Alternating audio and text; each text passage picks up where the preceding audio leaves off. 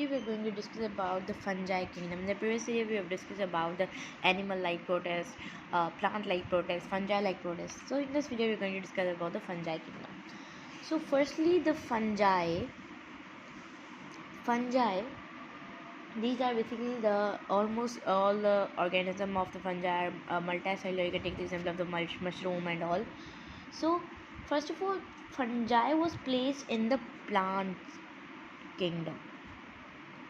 All right. Why it was placed in the plant kingdom? Because some of the characteristics were similar to the plant, like they were having the cell wall. All right, plant is also having the cell wall. They were also having the cell wall. They plant were lack of centriole, which means spindle fibers, and they were also lack of centrioles, as well as they were non-motile. So the plant were also non-motile. So first of all, they were placed in the plant kingdom. After that, it was again placed in the animal kingdom.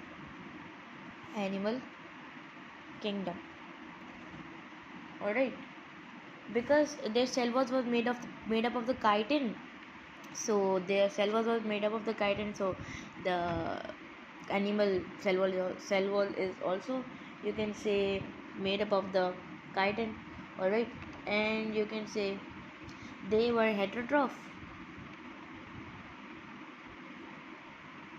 All right, and the fungi was also heterotroph, and they basically store the food in the form of the glycogen, as well as you can say uh, they also store the food in the form of the glycogen, as well as the animal also store the food in the form of the glycogen. So why the fungi was excluded from these both kingdom and they were placed in other fungi kingdom? So after plant it excluded because they were non-chlorophyllous, but which means they were having the no photosynthesis, but plant was photosynthetic. The main purpose of the plant is to make from the their chlorophyll and the photosynthesis occur, but they were non-chlorophyllous. So that's why it excludes from the plant kingdom. Why it excludes from the animal kingdom? Animal are heterotroph but ingestive, and fungi was absorptive. So they exclude from the animal kingdom, and fungi kingdom separately was appeared. All right, so they have the nucleus mitosis, like they are having the, for example, nucleus is there. So spindle fiber produced in the nucleus, and they are the in the haploid nature. If we talk about the habitat, general characteristics of the fungi, so if we talk about the physical location, if you talk about, so that is that they occupy in moist habitat, most of them basically in the moist habitat, as well as they can live in, you can say, in the dry condition too, in the dry condition too, by making the spore, which is spore, resisting spore. All right, and they can also live wide range of pH, like from the 2 to 9, like more acidic. All right, as well as you can say a little bit basic too, and you can say that they can also live in the high osmotic pressure, like where the solute is more and you can say the water is less. So they can also place into, you can say, in the osmotic pressure conditions too. So if we talk about the fungal cells, like we are having the fungal cells, like fungal cells are what? Fungal cells are hyphae. Hyphae is what? Hyphae consist of the, you can say, it is a thread like structure. What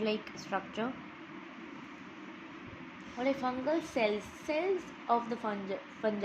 Fungal cells are basically hyphae, thread-like structure. All right, which consist of cross wall called septate, like this. This is the hyphae. So this is a cross wall. All right, this is the septate, which means they are having the wall. Aseptate are which are having not this wall. This is the hyphae and with the septate. All right. So this hyphae can be with the multinucleated. All right, as well as the aseptate, we are calling it as the, if there is, that is a multinucleated, we are calling it the aseptate.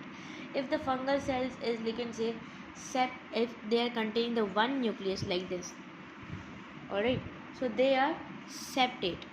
All right, this is called the monokaryotic. This was the multinucleated. If they are two, you can, if they are two nucleus, all right, So that we are calling the dikaryotic. Alright, this was a monokaryotic with this one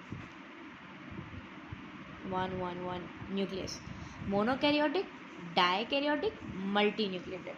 Alright, so this is the structure of their hyphae. Hyphae is what? Hyphae is, the fungal cells are hyphae. Alright, so they are like, you can see the thread like structure that is present, hyphae. So this was the general characteristics about the fungi. The next video we are going to discuss about the body of the fungi. Alright, body of the fungi and how they basically, you can say, move.